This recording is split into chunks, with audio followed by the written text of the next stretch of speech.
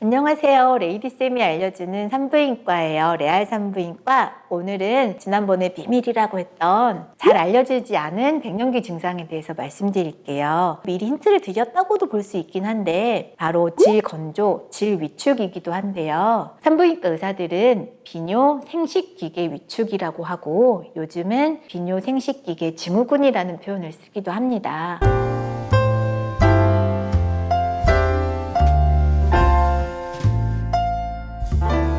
성관계하는 생식기, 질 말고 비뇨란 단어가 붙었어요. 소변 보는 거, 요도랑 방광, 갱년기가 오고 폐경이 오면 소변 보는 증상도 불편해져요. 요실금 들어보셨죠? 요실금 하면 할아버지가 떠오르나요? 할머니가 떠오르나요? 할머니죠. 할아버지는 전립선 질환 말고는 드물잖아요. 폐경이 오면 질이 건조해져요. 여성의 중요한 부위를 음식으로 표현하기가 너무 죄송스러운데 이해를 돕기 위해 간혹 음식으로 표현할 때가 있어요. 거북하신 분들은 조금 양해를 부탁드려요. 어떤 산부인과 선생님은 질 건조를 홍시감이냐 곶감이냐 이렇게 표현하는데 이건 좀 너무 음식 같고, 물오징어 아시죠? 통오징어. 여성의 질이 통오징어 중에 물오징어 상태라면 폐경이 오면 마른 오징어 상태가 돼요. 단지 건조하다가 아니라 얇아지고 뻣뻣해지고 쪼그라들게 돼요. 그래서 처음 갱년기가 오고 5년, 10년, 20년이 지나면 죄송해요. 물오징어에서 마른 오징어가 되지만 방광도 그렇게 돼요. 건강한 여성은 500cc 정도의 소변을 참을 수 있다고 해요. 200cc부터 소변이 차면 마려움을 느끼고 500, 700까지도 참을 수 있다고 하지만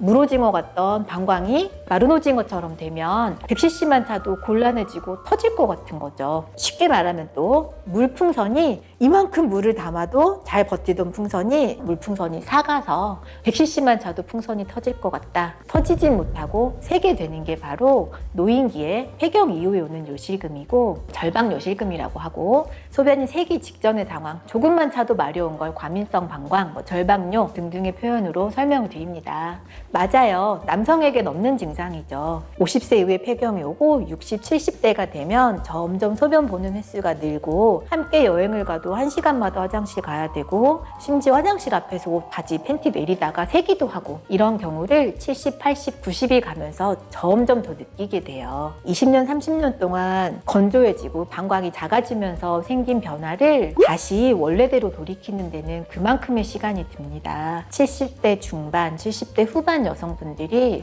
방광염은 아닌데 소변이 너무 자주 마려워요. 밤마다 3번, 4번 깨서 너무 힘듭니다. 라고 산부인과에 오세요. 물론 비뇨기과도 가시지만, 하지만 이유는 대부분 방광 용적이 작아지고 건조해지고 위축이 와서이겠죠.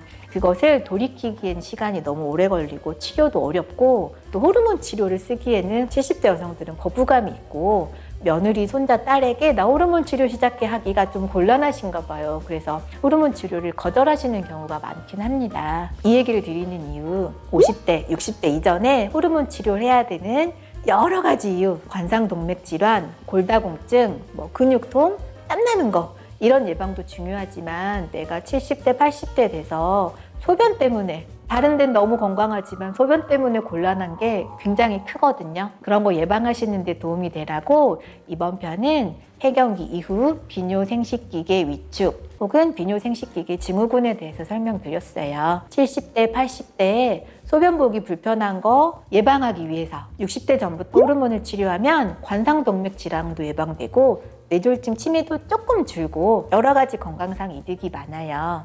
주변에 할머니, 우리 어머니 화장실 너무 자주 가신다, 이런 거는 폐경이랑 관련이 있습니다. 이 얘기 처음 들어봤죠? 산부인과에 있다 보면 흔한 증상이에요. 폐경이 오면 갱년기 치료 잘 해봐요. 이래서 레이디쌤은 100살까지 호르몬 치료한다고 하는 거예요.